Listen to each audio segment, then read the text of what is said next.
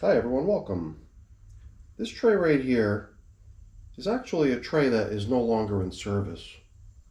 I took the last of the worms out of that tray 18 days ago, and it's still just sitting up here on my bench.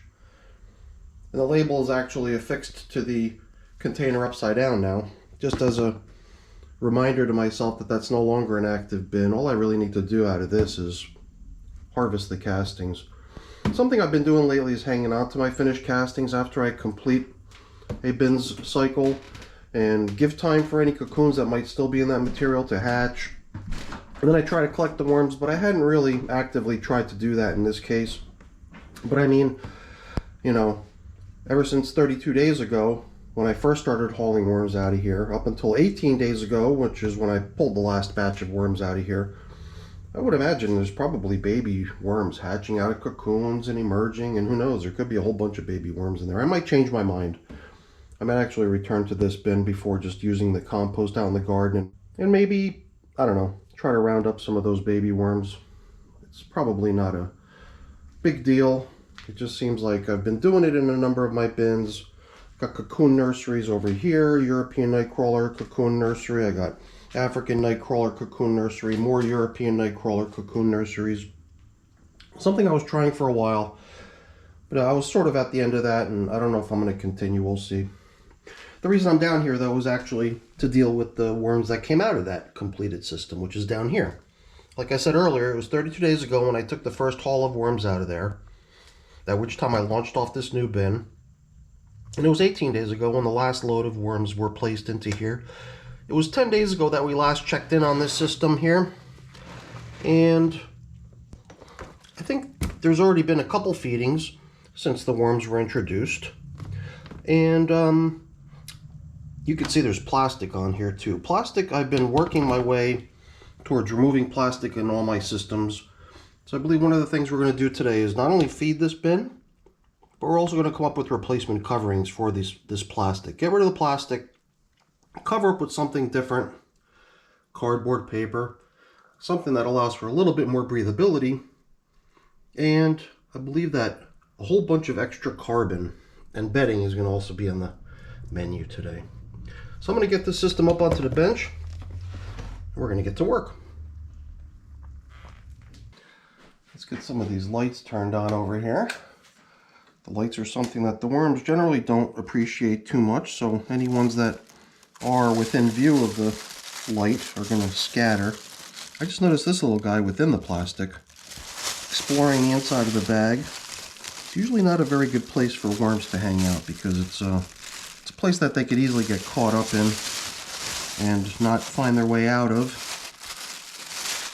So I've often talked about maybe taking these plastic bags and eliminating the double layer, leaving it as only a single layer to continue providing that benefit of moisture retention without introducing that risk of a place where the worms can wander into and not be able to find their way out of. Like I said earlier, that plastic's not going back on today.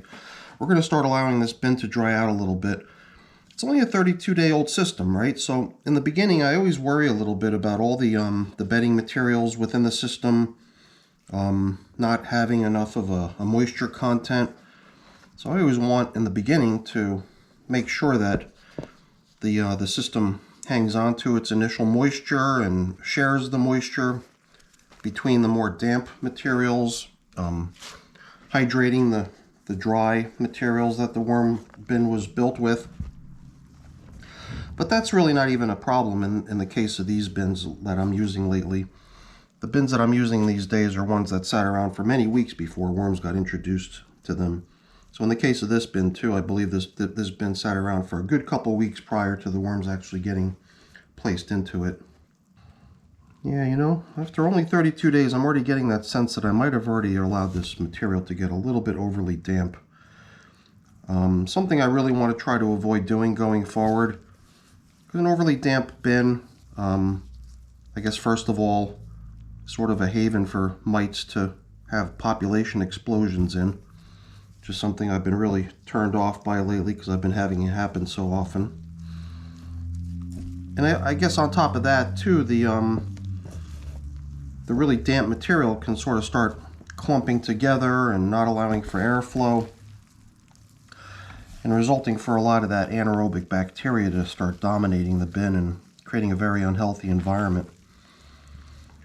So today we're going to be doing our best to jack up the bedding supply a lot by adding a whole bunch of extra cardboard and paper and leaves and stuff like that, a whole wide assortment of different carbon materials that I've been collecting and chopping up and prepping for use in all of my systems. So I'm just going to start excavating the old feeding area here. Certainly seems like the worms have taken a shine to these pieces of paper towel roll that I placed in here last time we were in here. Last time we were in here, I had taken a lot of these paper towel rolls and I cut them in half and I laid them down as little arches, little arcs, so that the airflow beneath them can remain for at least a little while until the cardboard got soaked and that they collapsed down flat. So I thought that that might also help a little bit with keeping the air supply down low, up high. Does that make sense? I wanted to do that mainly for air supply, maybe not so much as carbon boost. But all this stuff eventually ends up being a nice hearty boost to the carbon food supply to balance out the nitrogen-rich kitchen scraps that I feed with on a regular basis. So I'm kind of just pulling out all of these toilet paper rolls as I bump into them, setting them aside. We'll figure out some way to make use of them when we rebuild this feeding area. Like I said, I'm going to be introducing a whole bunch more carbon-based bedding type materials today, and they'll be utilized once again in that process. But I remember that I had used something in the neighborhood of maybe 8 or 10 of these things. I didn't keep track of how many I just collected, but it does seem like we might have located and set aside the majority of them. Maybe we've still got 1 or 2 more remaining. There was some large kind of lettuce leaves placed into this bin as food last time. And there was also some tougher bits of lettuce, I believe, like maybe just the end of a head of lettuce. But I mean, 10 days, it's hard to say whether we should expect to still find much of that. There is a pretty good sized worm population in this container, as you can see. Almost anywhere we look, we end up with a huge mob of worms hanging out. And they all scatter once the bright lights are beginning to come within view. They don't really like the bright lights, obviously. So I would imagine we've probably rounded up the majority. Look at the size of that guy. Holy cow. We've rounded up the majority of the cardboard that we used during the last feeding. I did not see any remnants of the last feeding, which is unusual. I thought that at least some of those stems of the head of lettuce would still be in here as maybe a whole chunk of something, at least a part of it. And the other thing that was placed right smack in the middle as sort of the crowning component of the last feeding was a rotted pear. And I thought that there might still be a little bit of that remaining, but my guess is that that really ended up being a hot spot. The worms probably just did away with that really quickly. So I see absolutely no evidence of any of the food that they received last time. Well, I guess it's a good thing that we're in here to feed them again today, because besides the bedding, which also serves as a food source for them, the more nitrogen-rich kitchen scraps that they received last time seem to have been all depleted. So I've made a much larger opening here in the middle of the container than I normally do. I definitely want to leave a lot of room because I'm going to add a whole bunch of bedding material. I'm still contemplating exactly how to go about doing this.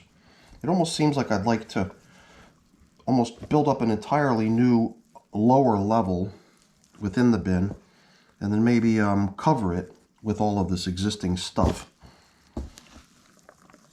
all this existing stuff definitely has a pretty high moisture level, but I'm happy to see that it's not really had the chance to start clumping together and matting together and stuff. So my hope is that I've come in here in time to ward off any of that weird stuff from happening in this bin. It's just something I'm a little bit nervous about because it's been happening in a lot of my systems lately. So this push that I'm starting into now to make sure a lot of bedding is used going forward is meant to try to remedy that and prevent that from occurring again. So let's see, how is this going to play out? Obviously I didn't think this through ahead of time, but I did sort of imagine it would be nice if we could lay down an entirely new lower level of bedding somehow. Partially because of the stuff being so damp, it'd be nice to have something that could suck up some of this moisture and help things equalize a bit. So let's see, maybe we could start using some of this shredded paper that I've got here. Shredded paper to me seems like a really good absorbent material to use, but I guess the drawback of using this stuff is that as soon as you put something on it, it's just going to kind of crush together and mat together. So something in here, something added to this while it's still dry would probably be a good idea in combination with that. So here's some other types of material that I prepared. Some cardboard also. And I'm even thinking maybe some leaves at this point. The leaves would actually make their way down in between all the little crevices and gaps in between all of these fragments of bedding and add a nice kind of filler type material. Maybe this is a good place to bring in some of this finely sifted leafy material that I ran through my sifter. So maybe we've ended up here with a nice sort of base bedding, which has less of a chance of just becoming a clump of paper and cardboard, but rather turning into a nice spot that the worms can explore and hang out down within. So let's start restoring some of this damp material on top of here. I don't feel the need to moisten any of this new bedding because I think it'll just suck up some of what appears to be maybe a little bit excess moisture that's already collected within the material that the worms are currently inhabiting. As much as the worms probably enjoy the high moisture level, they'll do just fine in a material that's a whole lot drier. So I'd really like to, start driving towards stuff that's not as damp, and I'm hoping that this is going to help a lot. And I think it is. I think it is going to help a lot. So how about if we do something similar? We probably should have used up some of this cardboard too, right? Geez, totally forgot. Sometimes when I put something off to the side that I want to use, even though it's right in front of me, I totally forget that it's there. So maybe we can actually incorporate some of that in this opposite side. Let's do a similar setup using some dry stuff, but then we'll also start bringing in some of this partially worked cardboard into there as well. And I'm not going to disrupt what I just laid down on this side of the bin. I'm just going to leave that the way it is. But we'll see if we can, look at all these worms.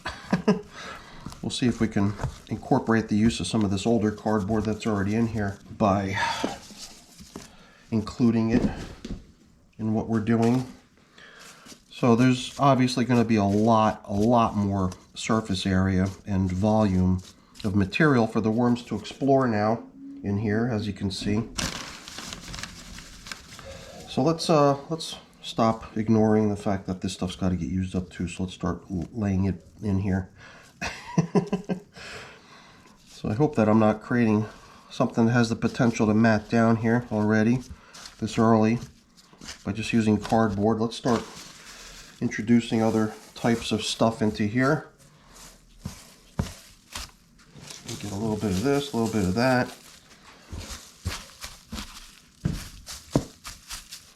So you can get a couple more bits of this in here too.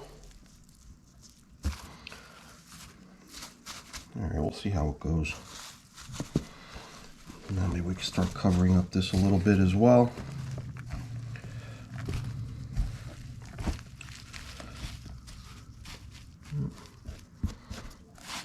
like the idea of significantly increasing the volume of space in this container, because it does seem like there's a good number of worms in here. So I'd like to give them plenty of room to roam rather than kind of forcing them to crowd together in a tight space. Maybe they like that, I don't know. My guess is that if the worms sense that they're in a little bit of a crowded space, they're not going to feel inspired to propagate. And they'll probably think to themselves, hey, we're already kind of crowded in here. Let's hold off on reproduction a little bit until we can find more room to hang out in.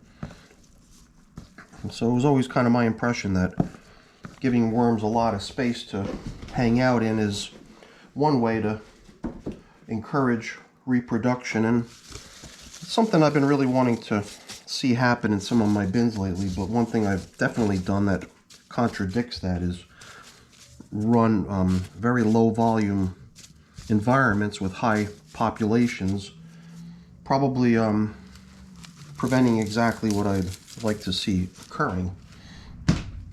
So in a way, all these leaves, not only bedding, I bet you the leaves are going to be seen by the worms as a food source that they're really going to favor.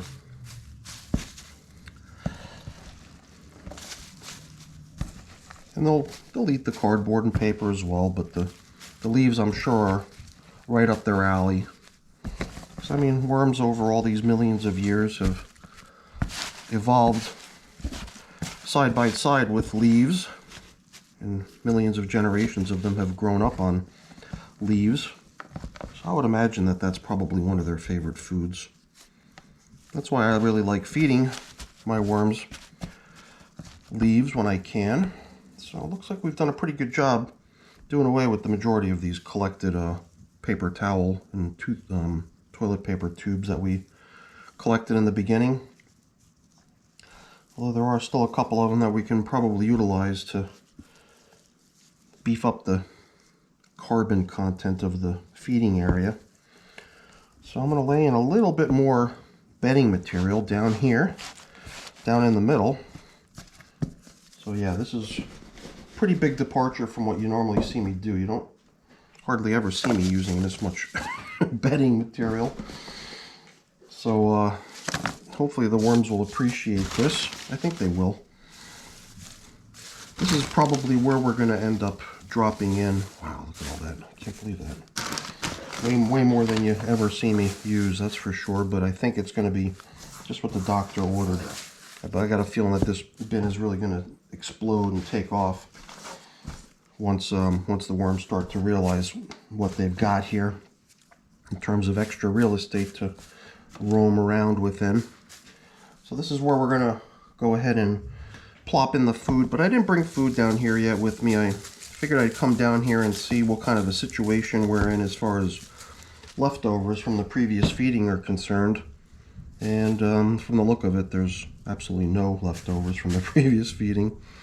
So maybe I should even take that as a cue and possibly come down here with a little bit more food than they received last time, 10 days ago. Because last time, the stuff they got really wasn't all that much, I must admit.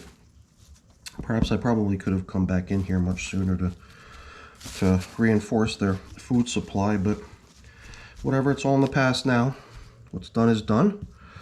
Let's take a short break here, and then I could go ahead and head upstairs, get some food that we could drop in here, and then we'll go ahead and cover up and let these little guys get back to work. So break time. I'll be right back, and we'll continue shortly. So the things that I bought down here from my freezer are basically a lot of little stuff. I really tried to reach down into the bottom of the bag and pull out all kinds of itsy bitsy particles that are very minute in size. I did pull out this banana peel. And I was actually thinking maybe this banana peel can go back to the container we saw in the very beginning, the container that's got all the castings in it. Maybe there are baby worms that are maybe possible to get rounded up if we were to put a tempting little chunk of something into the middle, right on top of the surface of the material. Maybe even a little piece of, I don't know, maybe a little peel of mango or something too. Maybe I'll hang on to a couple bits of this stuff here and place it over into that other system. Slip it in underneath the plastic, and maybe we'll be able to round up some baby worms over there as well. At some point prior to using that material out in the garden as fertilizer, as food for my plants, maybe we could still round up a few baby worms over there before really considering that bin as being 100% complete. So we're going to, we're going to just go ahead and start applying today's feeding. To drop it right in as far as I'm concerned. Maybe try to spread it out a little bit. I don't know, man. This is a pretty popular, seems to be a pretty busy bin. Seems like the worms are doing a heck of a job breaking down everything that they receive. So we'll see how they do on this. It might be a little bit larger portion than they received last time, or maybe I'm just imagining. Maybe just because it was, no, I mean, I looked at the video from the last time I fed, and even though the objects that they received seemed to be a little bit larger in size, they were just large leaves from what I recall. So it's a little bit of an optical illusion to look at that and think that it's a lot of food. It probably really didn't amount to much. So it's probably a good thing that we came in here when we did to give them this feeding, because it does seem like the bin is ready to start working on more. And I've got a few things that we're going to plop in here to go with the food for them. One of the things that I usually try to include with most of my feedings is some grit. In my case, the grit that I'm using is crushed eggshell here. And something else which I don't really feel the dire need for in here, but I'm just going to do it as sort of a preventative measure, is including some neem seed meal. The neem seed meal I had purchased originally as a countermeasure to try to control mites in my systems. But I've got a feeling that just by jacking up the amount of bedding in my systems and working the moisture levels down a little bit, I believe I'm going to have the same result of fewer mites by applying those steps. But I've got all this neem seed meal, and it is supposedly something that helps control the number of mites in your systems. So I'm going to go ahead and start using it, because that's the reason I purchased it. And besides that, the worms like it too, from what I understand. So why not give it to them and let them enjoy it. All right, very nice. So I think we'll hang on to this coffee filter as sort of an indicator to show ourselves where we last fed, although I've got a feeling we're going to have no trouble locating the feeding area. Next time we come in here, it's going to be right there, smack in the middle. Really easy to see. Let's see. I guess we'll start covering up here. I bought my larger box of leaves, not the fine sifted tiny granular leaf bits that we used throughout this bin already. It's the large stuff that did not sift through. I figured that would be kind of a nice topping to include right here on top of the feeding, in addition to all this newspaper shred that I just threw in here. So lots and lots of nice fresh bedding for these worms, quite possibly doubling or tripling the overall volume of area that the worms have to roam around in now. Hopefully not introducing so much dry material that it's going to swing the bin from being possibly a little too damp, which is what I think we found when we first got in here, to being too dry. But I don't think that's really a risk here. I don't think we have to worry too much about that. I think there is enough moisture between the existing material in the bin and the foods that we just laid in there. As those foods begin to thaw out, they'll all begin to emit moisture as well and start dampening all the dry materials that are being introduced. It's just all the dry materials that are kind of making me second guess whether I really want to eliminate the plastic at this stage. Sometimes in certain cases I think I am going to give the use of plastic sort of a waiver and a pass to continue to serve a purpose, but there has to be that purpose. I just don't want to fall into a rut and just feel like plastic is the de facto covering in all cases, especially now that the heat in the house is not running anymore, and that means the The air is a little bit more humid. It's summer, you know, we're coming into summer now. We're a week or two from the start of summer, late spring now, here in central New Jersey where I live. And the air is getting more humid. So decisions. Do I cover up with plastic again? And if I do, it might just go one round until we come in here to feed again. Maybe I will, you know, let's stick with it. We're going to stick with keeping the plastic covering on just for one more go, mainly because of what we observed in here, which is a whole bunch of fresh, dry bedding material getting placed in. And the plastic's purpose at this point is going to be to help that dry material absorb some of the moisture from the more damp stuff that's in here, to help things equalize. But then at some point soon, probably the next check-in, we're going to strive to do away with the plastic, try to make sure that we've got a good ample flow of air in this material, throughout the material, everywhere. And I think that's going to lead to a really nice healthy bin. And man, it's much different now. It's so much higher, so much more material in here, and that's something that I believe the worms are really going to appreciate. I found one more worm hanging out over here. I think he's in the plastic as well, just like the other ones were. This plastic does have a tear in it, and I believe the tear was facing down within the material, giving the worms easy access to the space inside the bag. I mean, I don't think I saw any dead worms, so maybe it's not too dangerous. Just let it continue that way for a little while longer. My idea was just to sort of make this opening over here a little bit more difficult for them to access. But as long as they've got that entryway down low, they're going to be getting in there to explore. Silly worms. But whatever, it's only going to be another, whatever, week or 10 days that we're going to run this plastic on here until all the material in the bin seems to have equalized and dampened nicely. And then we'll just replace it with some sort of cardboard and paper coverings instead. So I think that'll lead to a really good game plan going forward for this bin. So that's it for today's video. Hopefully you enjoyed it. If you did, please remember to leave me a thumbs up. That's always really appreciated. If you haven't done so already, please also consider subscribing to the channel too. That's really appreciated as well. All right, everyone. Thanks for watching. Have a great day. Bye now.